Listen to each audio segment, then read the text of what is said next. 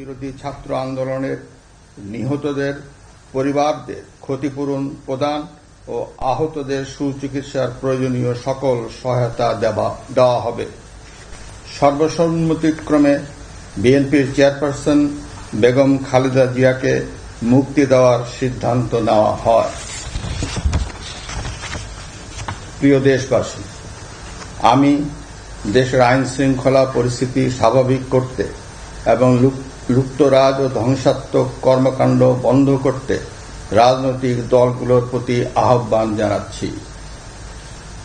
জনগণের জানমাল ও রাষ্ট্রীয় সম্পদ রক্ষায় সশস্ত্র বাহিনীকে কঠোর পদক্ষেপ নেওয়ার নির্দেশ প্রদান করছি।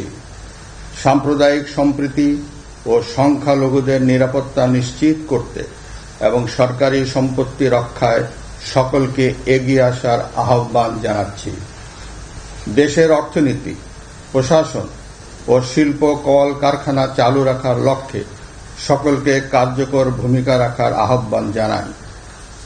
ছাত্র নেতৃবৃন্দ ও শিক্ষকদের সাথে আলোচনা সাপেক্ষে অতি শীঘ্রই শিক্ষা প্রতিষ্ঠানগুলি খুলে দেওয়া হবে। এছাড়া যারা হত্যা ও সহিংসতার সাথে জড়িত নিরপেক্ষ তদন্তের মাধ্যমে তাদেরকে আইনের আওতায় আনা হবে।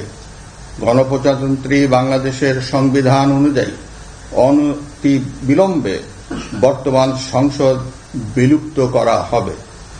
দেশের সকল অফিস আদালত আগামীকাল থেকেই স্বাভাবিকভাবেই চলবে।